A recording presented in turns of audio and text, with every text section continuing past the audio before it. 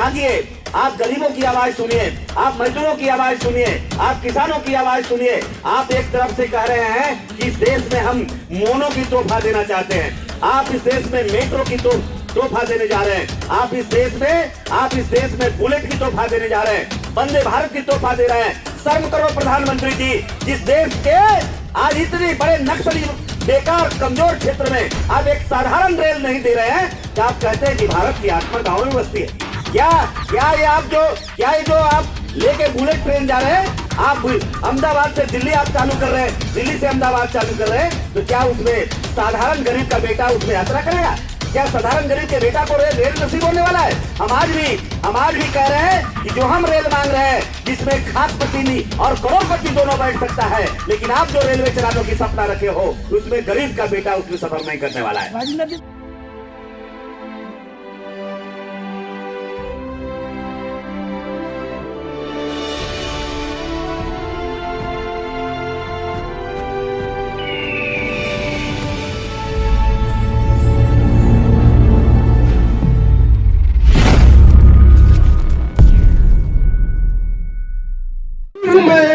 और वो मुझको मुर्दा समझ रहा है, उससे कह दो अभी मरा नहीं हूं मैं।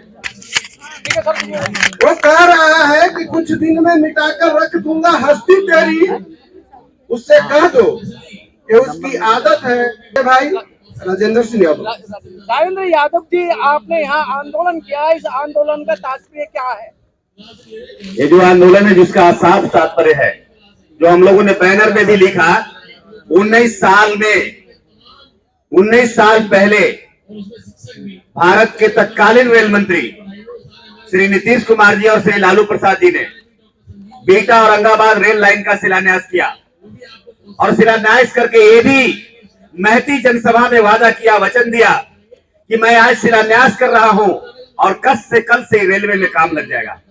ये पूरे भारत जानता है, ये रेलवे कोई साधारण जगह में नहीं लग रहा है।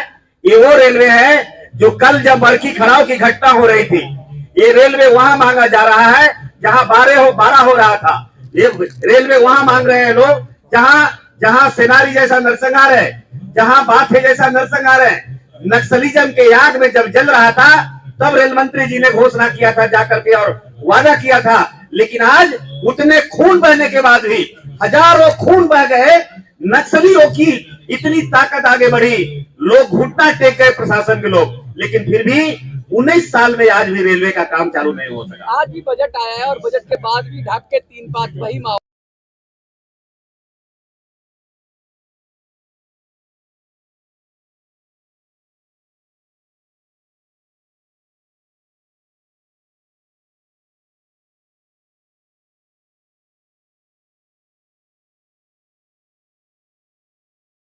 करते आए थे, 118 किलोमीटर का पदयात्रा करते आया था, 118 किलो में सत्यशोधन के लिए आग्रह किया, निवेदन किया था, डेलीगेशन दिया था।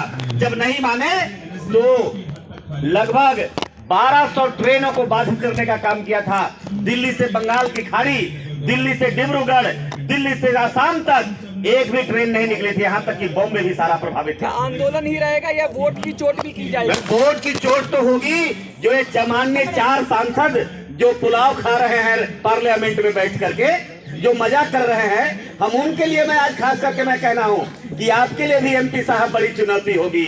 बड़ी बड़ी बातें करके आए थे और जनता ने आपको वोट दिया था, बड़े लंबे समय तक इंतजार किया। यहाँ तो 2 बार 3 बार चुनाव जीत के आने वाले हैं। रामकृपाल जी 2 बार, दूसरी बार यहाँ से पाटलिपुत्रा से चुनाव जीते हैं। महाबली सिंह जी अभी पार्लियामेंट के वहाँ मेंबर है, 3 बार से औरंगाबाद के सांसद है, लगातार सुशील सिंह है। तो आज जनता हिसाब किताब ले रही है। ये अगर काम कर लेते, अगर ये लोकसभा में खड़ा होकर के आंखें उठाकर बात कर लेते, आंखें मिलाकर के बात कर लेते, तो आज हमें यहाँ इस तरह से संघर्ष नहीं करना पड़ता, लड़ाई नहीं लड़ना पड़ता। बहुत सारे पॉलिटिकल लोग हैं आपके साथ, समाज सेवी भी हैं, पूरी जगह जगह से लोग आए हुए हैं, समर्थन कर रहे हैं। किस तरह से इसको विस्तार देंगे, क्या योजना है? नहीं, हम लोग तो बिल्कुल चरणबद्ध तरीके से इसको लड़ेंगे। आज ये लड़ाई हम लोग यहाँ शुरुआत किए हैं, जबकि इसके हमारे छोटे भाई अजय जी ने 2004 से ही लगातार लड़ रहे हैं। लगातार पदयात्रा हो रहा है, लगातार प्रदर्शन हो रहा है, लगातार धरना हो रहा है, लगातार रेल रोको आंदोलन हो रहा है। लेकिन अगर इससे भी सरकार नहीं मानेगी तो हम 70 लाख लोग हैं, 70 लाख इस लाइन से लोग प्रभावित हैं। हम 70 लोग अपने स्वाभिमान के लिए, अपने गांव और घर के क्षेत्र के विकास के लिए सड़कों पर उतर के इनसे 4-4 हाथ करेंगे। बेटा, औरंगाबाद रेलवे लाइन संघर्ष समिति क्या संदेश देना चाहेगी जो आसपास के जो लोग हैं जो उससे प्रभावित हो रहे हैं? मैं यही संदेश इस आंदोलन के माध्यम से हम लोग ये संदेश दे रहे हैं कि आज हमें जो लोकतंत्र में, डेमोक्रेसी में संविधान ने जो अधिकार दिया है, हम वो काम कर रहे हैं, हम आवाज लगा रहे हैं, हम मीडिया के माध्यम से बता रहे हैं, अखबार के माध्यम से बता रहे हैं, सोशल मीडिया के माध्यम से बता रहे हैं, प्रदर्शन के माध्यम से बता रहे हैं, इंटेलिजेंसी से बता रहे हैं, तमाम पुलिस के जो सूत्र हैं उनके माध्यम से बता रहे हैं कि आप जागिए, आप गरीबों की आवाज सुनिए, आप मजदूरों की आवाज सुनिए, आप किसानों की आवाज सुनिए। आप एक तरफ से कह रहे हैं कि इस देश में हम मोनो की तोहफा देना चाहते हैं, आप इस देश में मेट्रो की तोहफा देने जा रहे हैं, आप इस देश में बुलेट की तोहफा देने जा रहे हैं, वंदे भारत की तोहफा दे रहे हैं। शर्म करो प्रधानमंत्री जी, जिस देश के आज इतने बड़े नक्सली बेकार कमजोर क्षेत्र में आप एक साधारण रेल नहीं दे रहे हैं, तो आप कहते हैं कि भारत की आत्मा गांव में बसती है। क्या ये जो आप लेके बुलेट ट्रेन जा रहे हैं, आप अहमदाबाद से दिल्ली आप चालू कर रहे हैं, दिल्ली से अहमदाबाद चालू कर रहे हैं, तो क्या उसमें साधारण गरीब का बेटा उसमें यात्रा करेगा? क्या साधारण गरीब के बेटा को रेल नसीब होने वाला है? हम आज भी कह रहे हैं कि जो हम रेल मांग रहे हैं, जिसमें खादपति और करोड़पति दोनों बैठ सकता है, लेकिन आप जो रेलवे चलाने की सपना रखे हो, उसमें गरीब का बेटा उसमें सफर नहीं करने वाला है। राजेंद्र जी, मेरा एक सवाल है, आप लोग एडवोकेट भी लेके चल रहे हैं, साथ में 2004 से आप लोग संघर्ष कर रहे हो और 2023 आ गया, इतने डिले क्यों हो रहा है इस मामले को लेकर? अब देखिए, इसका जवाब तो मैं नहीं दे सकता। हम अगर सरकार में होते, हम सत्ता में होते, मुझसे पूछते तो हम आंख नहीं मिलाते। हम आज भी आंखें नहीं चुरा रहे हैं। मैं कायर नहीं हूँ, मैं नकारा नहीं हूँ कि मैं आंखें चुरा रहा हूँ। हम कल भी बोल रहे थे, हम आंखें में आंखें मिलाकर बोल रहे थे, और आज भी हम आंखें में आंखें डालकर बात कर रहे हैं। हम आज भी संघर्ष कर रहे हैं, कल भी संघर्ष किए थे, और आने वाला दिन में भी हम संघर्ष करेंगे। आपके साथ में जो एडवोकेट है, उन्होंने पिटीशन क्यों नहीं लगाई कोर्ट में? हमारे एडवोकेट साहब जो काम करना है कर रहे हैं, लेकिन कोर्ट की हालात आपसे छुपी है क्या? क्या कोर्ट की आज फ्रीडम है क्या? आपकी मीडिया का फ्रीडम है क्या? आप मुझे बताइए, अगर 1 महीना सरकार के खिलाफ 1 महीना यहाँ पर आप यूट्यूब पर और अपने चैनल पर दिखा दीजिएगा, आपको 31वां दिन चैनल आपको बंद कर दिया जाएगा। आपको छपा है क्या कि न्यायपालिका की स्थिति में भारत के 4 खंभा है जिस पे डेमोक्रेट खड़ा है, लोकतंत्र खड़ा है, वो चारों खंभे को इस प्रधानमंत्री जी ने ध्वस्त कर देने का काम किया है। फिर भी हम आशावादी लोग हैं, आज भी हम बाबा साहब अम्बेडकर के संविधान में विश्वास करते हैं। लड़ेंगे, हम हटेंगे नहीं, लड़ेंगे, जब तक जिएंगे तब तक लड़ेंगे। बहुत बहुत शुक्रिया सर। बोलिए सर, अगला कदम क्या होगा आपका? अगला कदम होगा इस आंदोलन के बाद। अभी हमारे साथी कन्वेनर आपको संबोधित करेंगे और आपको बताएंगे आपको, लेकिन हम अगला कदम बता रहे हैं। हम इसके बाद में गांव में जन जागरण चलाएंगे। यहाँ तो हम सांकेतिक रूप से आए थे, ये आंदोलन हमारी झांकी है और आगे की लड़ाई अभी बाकी है। साहब को पता लगा लीजिए, ये रेल लाइन एक तारीख थी जो 7.5 घंटा बंद था, 7.5 घंटा 4,500 पुलिस मंगाने के बाद भी हिम्मत नहीं हुई कि 25,000 लोगों को खाली कर दे। लेकिन 25,000 के बदले हम आने वाले दिन में 1 लाख लोग सड़कों पर आकर इनके साथ चाचा, क्योंकि ये भाषा क्या जानते हैं आपको भी अच्छी तरह से पता है। हमारे वक्ता ने भी न कहा कि आपको 4 दिवस तक पद संभालने थे, वही वाली बात है। रिक्वेस्ट करते जाओ, आग्रह करते जाओ। आग्रह की भाषा ये नहीं जानते, ये जलाने की भाषा जानते हैं, ये नफरत की भाषा जानते हैं, ये तोड़ने की भाषा जानते हैं, ये नुकसान करने की भाषा जानते हैं। तो आज भी मैं कहता हूँ, वफा करोगे, वफा करेंगे, सितम करोगे, सितम करेंगे, प्यार करोगे, प्यार करेंगे, नहीं तो जो तुम करेगा वो हम करेंगे, जो तुम करेगा वो हम करेंगे। हम पीछे कहाँ हटने वाले हैं?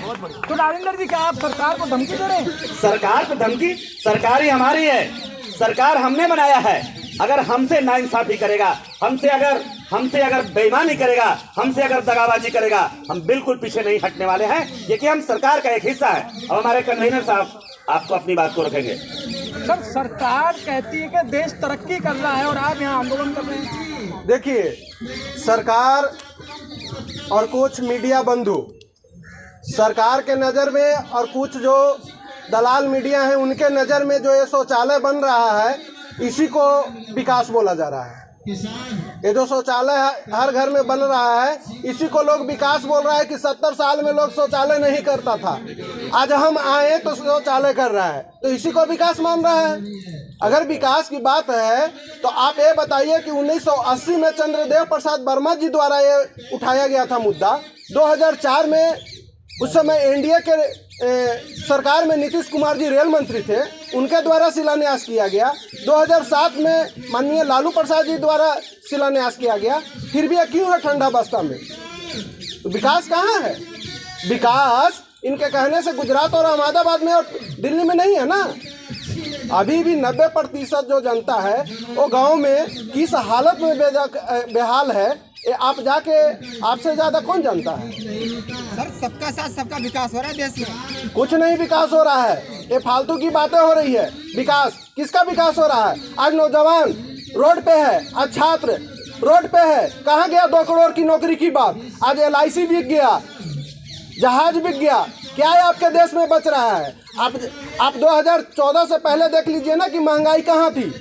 2014 से पहले 20 रुपये वाला आटा आज 35 रुपये का हो गया। 80 करोड़ लोगों को मोदी जी खाना खिला रहे हैं, आप 14-15 मिनट का हो गया। 80 मिनट का खाना सर खिला रहे हैं 80 करोड़ का, तो कहने का मतलब ये है कि हमको रेल नहीं दे रहे हैं ना, हमको रेल देवे। खराब हो जाती है। के टक्कर में संघर्ष हमारा नारा है, जुल्म के टक्कर में संघर्ष हमारा नारा है।